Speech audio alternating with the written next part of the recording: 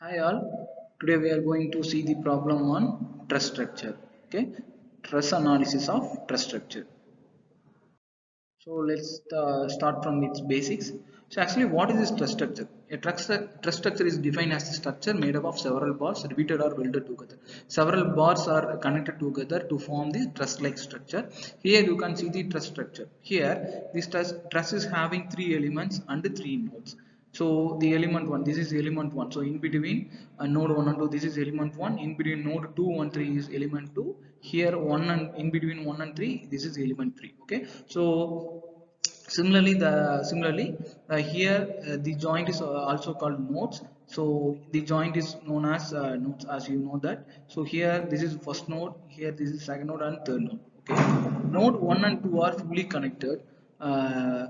connected and there is no degrees of freedom here. Okay, the u1 and u2 are fully fixed, u3 and u4 are fully fixed. Here u5 and u6 are free, and actually the load is acting along lateral direction node 3. Okay, so let's move on to the assumptions. Here the assumptions, we have three assumptions for deriving truss analysis of trusses. So first assumption is about all the members are pin jointed. Here the node 1, node 2, node 3 are pin jointed. Okay, so yeah, the second assumption is about the truss is loaded only at its end. So you can clearly say that the load is acting only in the joints, so not in the in between nodes. Okay, in between element. Okay, so let's move on to third assumption, the self weight of the member. So self weight due to gravity of this element is fully neglected.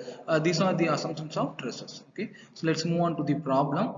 uh, Okay, so before entering into the problem, we should know about the formulas for deriving stiffness matrix and all things. So this is K, is the K means in the stiffness matrix. Okay, so here A is the area of the trusses, the cross section of truss.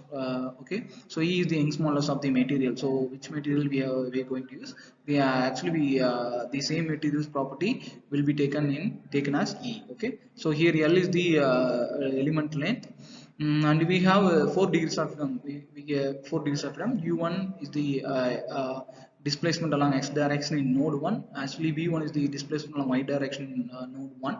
Here, the similarly, the U2 and V2 are the values of node 2. Okay, so here the formulas for calculating the length is root of x2 minus x whole square plus y2 minus y whole square. So here the c value is taken from this formula. Okay, x2 minus x1 divided by l.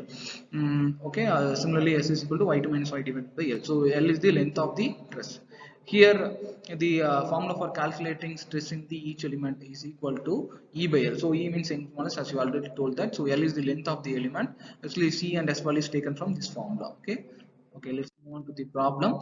Here the problem is for a two bar truss. Okay, two bar means the truss is having only two bars. Okay, shown in the figure. Determine the displacement of node 1 and trusses in element 1 and 3. Okay, so here we have two bars. So the number of element is taken as 2 and we have 3 joints. So there the number of nodes is 3. Okay, so here we can assume is node 1, here node 2 and here node 3. So node 1 element is between node 1 and node 2, element 2 in between 1 and 3. So here the coordinates value is taken as 0 comma 0. So actually the direction of x here is minus, here is plus. So y means here this is plus and downward is minus. Okay, so that's why we taken here the value and the magnitude as minus. So okay, here the load is acting along y direction. So in node 1, okay, there is no force acting in node 2 and node 3. So you can clearly say that the node 2 and node 3 are fully fixed. Okay, so so there is no degrees of freedom acting in 2 and 3. Okay, so okay, in FE is all about discretization of elements and solving individual elements and combine them to produce the final result. Okay, so here the element 1. So here this is the element 1. So this is the element 1. So element 1, element node at node 2 that is fully fixed, as I already told that my coordinates value is minus 500 comma 0. Here the value is 0 comma 0. Okay, so here the displacement value, so which means DOF is u1 and v1, here u2 and v2. So we u2 and v2 are already we know that there is no displacement, so this value is 0. Here we have to calculate u1 and v1. Okay, this is the formula for calculating stiffness matrix. So A by L. So A means area of the stress. Already already given. So 200 mm squared is the A value and E value is the 700 gigapascal. So we converted in as Newton per mm squared. So 70 into 10 power 9 is the value of E. Okay, so L is calculated by using this formula. So 500 is the result. Actually, C the value of C. So already we saw the formula, right? So C is equal to minus 500 divided by 500. Actually 1. So S value is 0. So we should substitute the L, C, and S value in this formula. So we can get the K, which means K stiffness matrix of first element. So that is 28 into 10 power 6. So this is the square matrix. So 4 by 4 square matrix here. Okay, so this is the stiffness matrix of element 1. So similarly we're going to calculate the stiffness matrix for element 2 in further slides.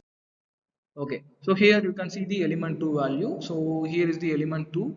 The element 2 is connected between node 1 and node 3. So here you can see the coordinates value 0, 0. Here the coordinates value is 400, minus 300. So minus 300 in the sense this is in minus y direction. So so that's only we put here in minus.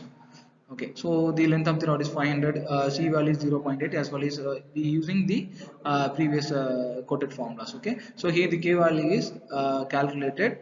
So after calculating K1 and K2, we should assemble the K1 and K2. So here we the degrees of freedom. Here the matrix value is calculated from the total number of degrees of freedom. So here we have 3 degrees of freedom, right? So each degrees of freedom has we have 3 nodes, right?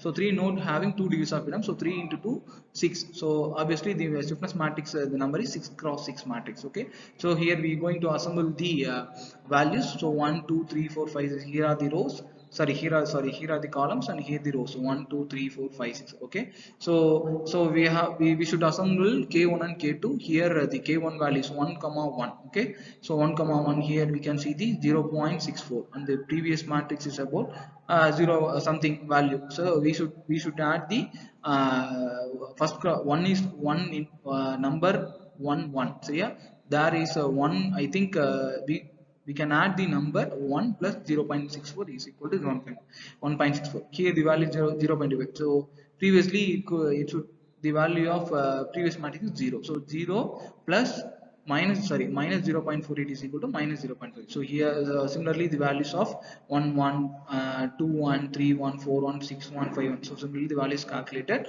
So here so finally the assembly is done here. So to calculate the forces. Okay, so k into u. So k means stiffness matrix, as you already know that u is the displacement vector and f is the force vector here. Okay, so here is the assembly of stiffness matrix as already done in done here.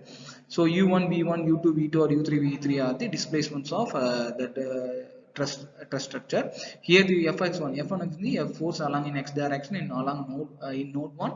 Here fi1 means force along in y direction node 2. So similarly fx2 fi2 fi3 are the force vectors of node 2 and node 3. So here we consider the boundary condition. So boundary conditions means as I already told that node 2 and node 3 are fixed. So u2 v2 value is 0, u3 v3 value is 0. So here so we should cancel the row 3 and row column 3, row 4 and column 4, row 5 and column 5, row 6 and column 6. So due to the boundary condition applied. Okay, so after the applying the boundary condition, we solve the problem. It reduced the matrix number. Okay, actually the 6 cross 6 is the matrix number. Here we reduce into 2 cross 2. Okay, so after that the equating this formula, we can calculate the u1 and the v1 value. Okay, by using calculator or some manual calculations, we can calculate the u1 and the v1 value. The u1 value is minus 5.714 to 10 power minus 4 meter. Actually the v1 value is minus 1.952 into 10 power minus 3 meter. Okay, this is the displacement value of node 1. Okay, so node 1, which means the u along x direction, v along y direction. So this number of this number of values is elongated in that particularly in node 2. So actually obviously you know that node 2 and node 3 are fixed, there is no displacement in node 2 and node 3. Okay, okay, so let's move on to stress calculation. This formula is used to calculate the stress. So sigma 1 is equal to E by L minus E minus C. This is the formula, so already we know, you know that. So this is the value of Young's model 17 10 power 9. So the length of element 1 is 0.5. Okay, so value of CES, we can substitute the value of C minus S CES. So the after that after we doing matrix multiplication, the finally we calculate the stress zone value here 79.99 meganewton per meter square. So we can see that clearly it is the plus. Okay, so plus means it's a tensile stress. So in element 1 nature of stress is tensile. Similarly, we going to calculate the value of element stress in element 2. So after applying the formula and substituting the values, here are the final values: 19 minus 99.8 meganewton per meter square. So approximately taken as minus 100. So here the nature of stress is compressive. Okay, okay. So final after deriving the individual values, we should interpret the results as you can write results.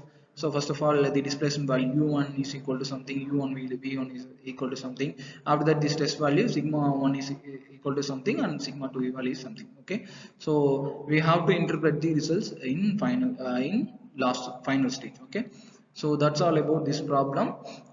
We can see the further problems in further classes. Okay, thank you.